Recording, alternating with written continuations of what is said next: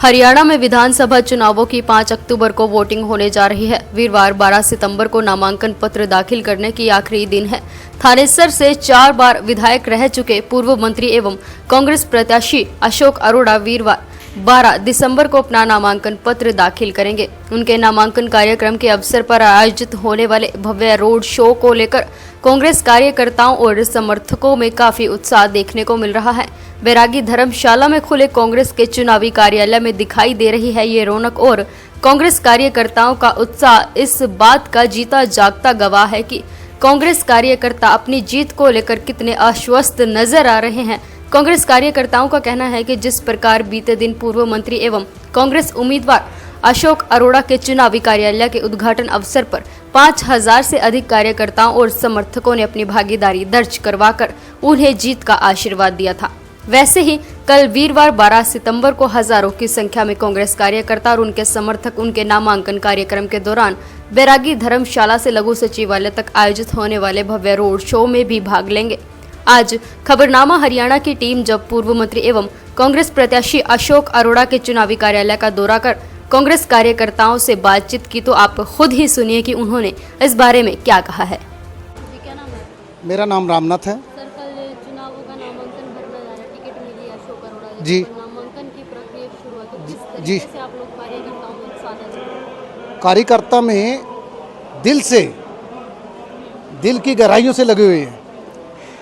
जहां भाई अशोक अरोड़ा जी का पसीना गिरेगा, कार्यकर्ता खून बहा देंगे। ऐसी क्या खास बात आप लोगों को अरोड़ा जी में नजर आई? पिछले टाइम का भाजपा का कार्यकाल भी रहा है। अरोड़ा जी एक महान व्यक्ति है। उन लोगों ने बहुत लोगों को रोजगार दिया है। जब सुख दुख के साथी हैं, जब परिवहन मंत्री थे, उन्होंने बहुत लोगों को रोजगार दिया है। इतना रोजगार दिया है कि वो लोग आज बड़ी बड़ी पोस्टों में पहुंचे हुए हैं। सुधा जी ने किसी को रोजगार दिया हो, जो भी कोई लगा है, एक बार वैकेंसी निकली थी, उसके बाद कोई वैकेंसी नहीं निकली। उल्टा छीनने का काम किया है। हमारे कुरुक्षेत्र में 5000 करोड़ रुपए आया है, मानते हो? वो कहाँ दिख रहा है? लगा हुआ नज़र नहीं आ रहा है। धलातर पे कहीं नज़र नहीं आ रहा है। भी धलातर पे कहीं हमारे को दिखता हो, कहीं नहीं दिखता है, कहीं नज़र नहीं आ रहा है।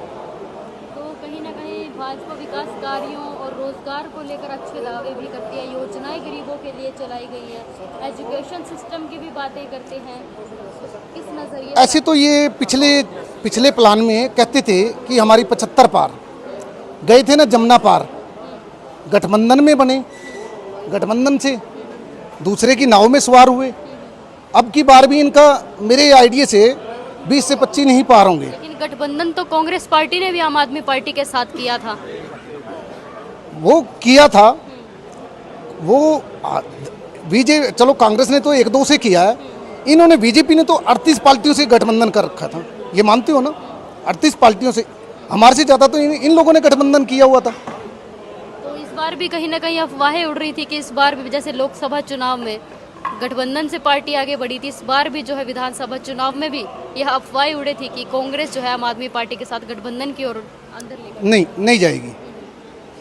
कमल का फूल सबसे बड़ी हमारी भूल।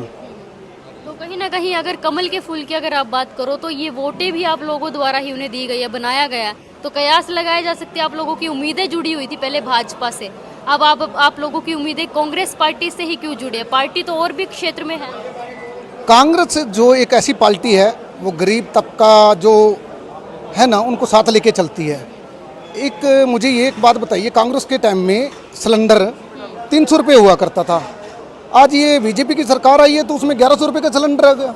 अब इलेक्शन आ गए हैं तो उन्होंने थोड़ा डाउन किया है। इलेक्शन के बाद वो क्या करेंगे कि उसको फिर बढ़ा देंगे। ये किस पे वार पड़ रहा है? एक गरीब आदमी पड़ रहा है ना, ये मानते हो ना? एक गरीब आदमी 500 रुपये में अपना राशन नहीं पूरा चला सकता। वो टाइम भी था कि 500 रुपये में पूरा घर चलता था, 1000 रुपये में घर चलता था। आजकल तो 10,000 में घर नहीं चल रहा है, नहीं चल रहा ना। तो कितने साल से आप कांग्रेस पार्टी से जुड़े हुए हो? मैं 9 साल तक बीजेपी में रहा हूँ, जुड़ा रहा हूँ। अब मैंने छोड़ के कांग्रेस ज्वाइन की है। तो आपको नहीं लगता 9 साल में आपको वो विकास कार्य उस समय नहीं दिखाई दिए? 9 साल में उन्होंने काम ही नहीं किया, किसी वर्कर का किसी को पूछने की। तो ये 9 साल आप बीजेपी के साथ क्यों रहे? वर्कर की तो वो लोग सुनते ही नहीं। ये 9 साल आप बीजेपी में क्यों रहे उस समय? वो हमारी साल बहुत ज्यादा है। वो हमारी मजबूरी थी, मजबूरी क्या रही आपकी? हम वैसे जुड़े रहे, अब छोड़ दिया उनको। अब हमने अब कांग्रेस का हाथ थामा है, कांग्रेस के साथ हैं। तो मतलब वही विकास के इंतजार में रहे, विकास कहाँ दिखा है? मतलब ये तो वही सवाल उठता है कि अगर 9 साल आप बीजेपी से जुड़े हुए तो 9 सालों के अंदर तो दुनिया बदलती है। तो आपको लगता है कि अब आप कांग्रेस में आए हो और वो चीज़ वहाँ आपको नहीं दिखी, तो आप लगता है कि कांग्रेस में वो चीज़ हो पाएगी? नहीं, मेरे को कहीं विकास नहीं नजर आया, विकास के नाम पे नाश नजर आया।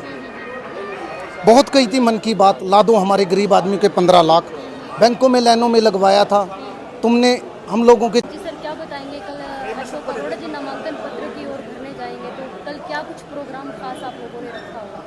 पहले तो मैं आपके चैनल के माध्यम से पूरे हलका वासियों को निमंत्रण देता हूं कि आप कल सारे लोग आएं और अशोक अरोड़ा जी को आशीर्वाद दें। और जो हमारा प्रोग्राम है 8:30 बजे हमारे ऑफिस में जहां बैठे हैं, यहाँ हम सारे इकट्ठे होंगे, ट्रैक्टर ट्राली घोड़ा सबके साथ हम यहाँ से चलेंगे रोड शो के रूप में। और डीसी ऑफिस में हम नॉमिनेशन करेंगे, वहाँ पे चौधरी भूपेंद्र सिंह हुड्डा जी वहाँ पे आएंगे और अपने वर्करों को हल्का वासियों को संबोधित करेंगे। तो कल किस तरह का जलसा जो है वो थानेसर की सड़कों पर निकलने वाला है सर? और तो आपको कल आप खुद, मैं आपको भी देता हूँ इन्विटेशन, आप कल आना वहाँ पर देखना आप कि कितने उत्साह से लोग कल आ रहे हैं। मतलब मैं तो ये कहना चाहता हूँ कि कल ही पता चल जाएगा कि भी जीत किसकी हो रही है। तो कल कितने लोगों की आने की संख्या, क्योंकि खास तौर पर जब भूपेंद्र सिंह हुड्डा यहाँ पहुँच रहे हैं नामांकन पत्र के अवसर पर? कल हमारे यहाँ पे ऑफिस का मुहूर्त हुआ, उसके बाद हमने मीटिंग करी हल्का स्तरीय, तो एक छोटे से मैसेज पे 4-5 हज़ार लोग आ गए थे, आपने देखा होगा। तो कल मेरा अंदाज़ा कम से कम 20-30 हज़ार लोगों का है वो है। तो सर क्या लगता है इस बार जो है अशोक अरोड़ा जी है जो विपक्ष को टक्कर दे पाएंगे सर?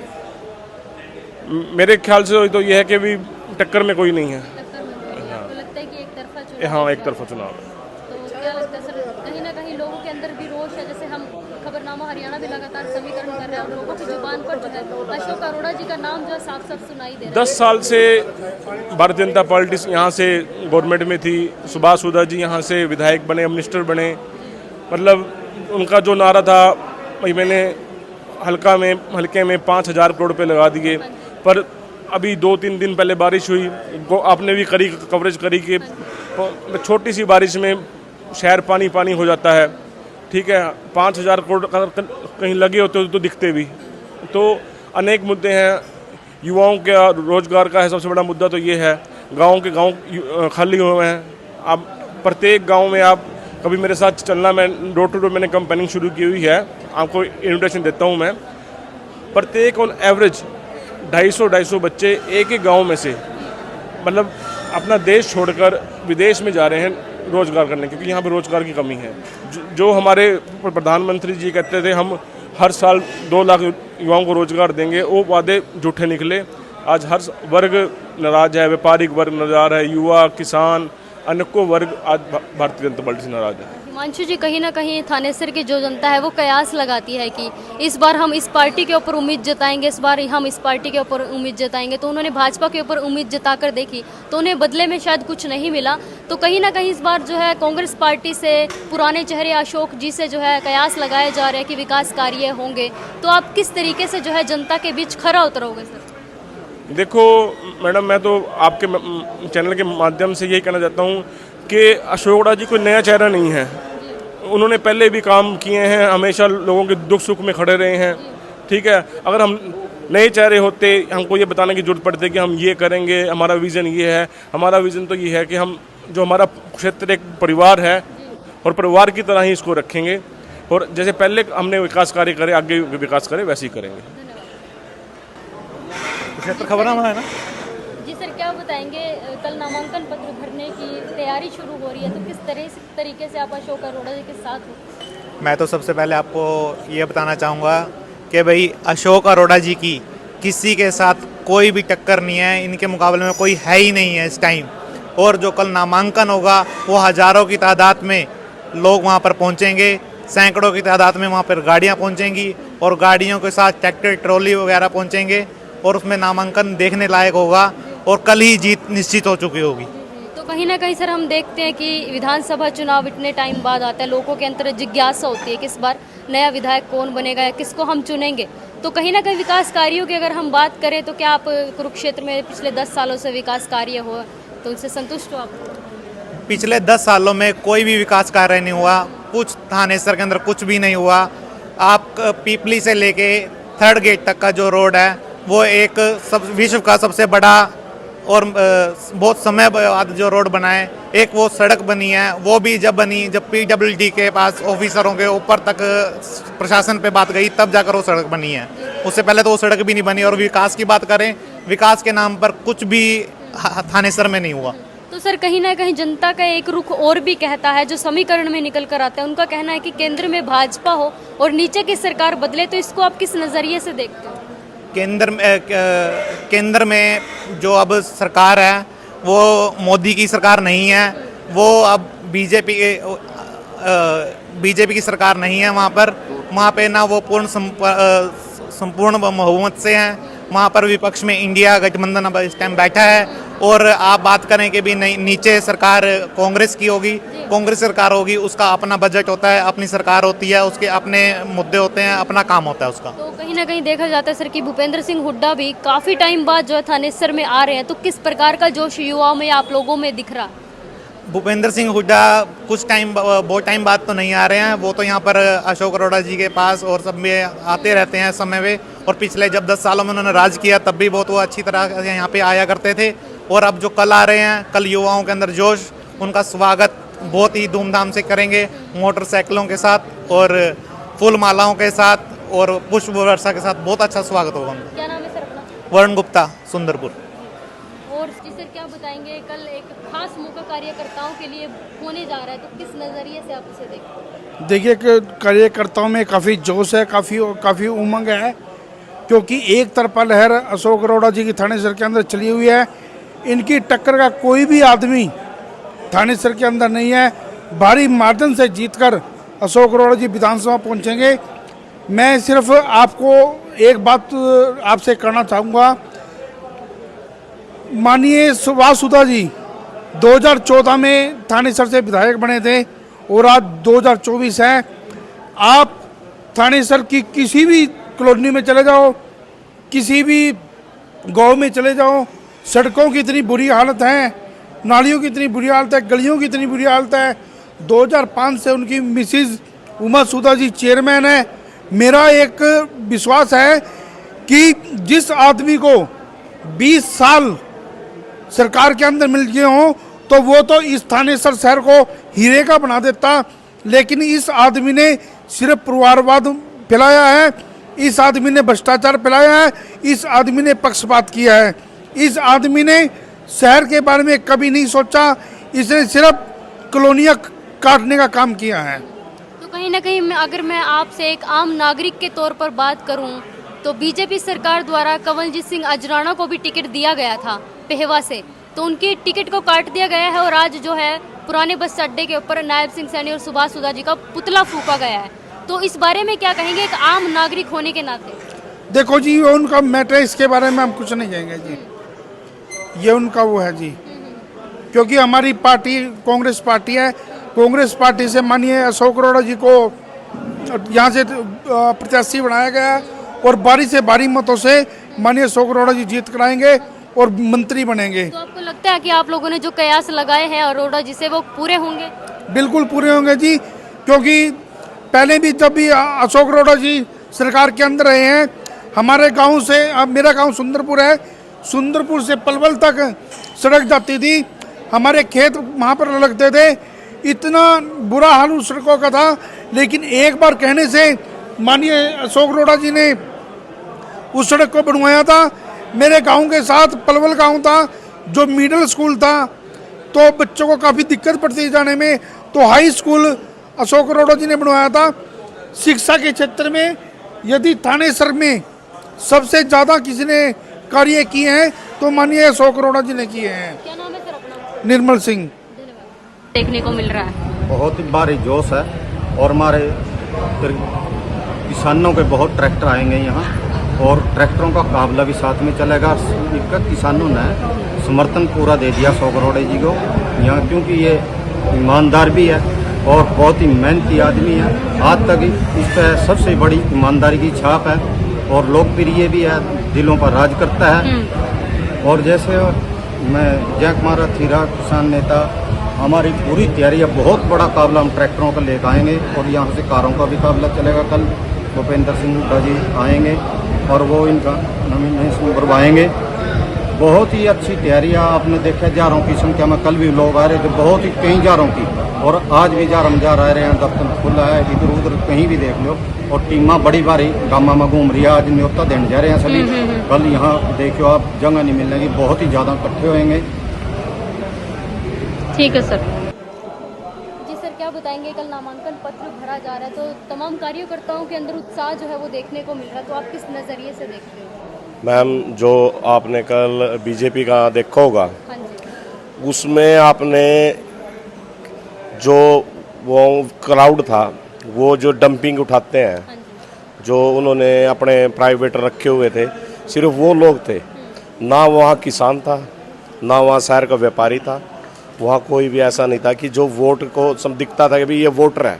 वो तो सिर्फ वो था जो उन्होंने अपने 5 साल या 10 साल में जो ये डंपर कूड़ा वगैरह उठाते हैं वो रखे हुए थे, सिर्फ उनको बुला रखा था। बाकी किसी गांव से कि हम लोकल में ये पता, वो जो पूरी वीडियो देखी उसमें ये नहीं दिखा कि मेरे गांव से या पुराने फतूपुर से, केडी रामनगर से कोई आदमी दिखा हो।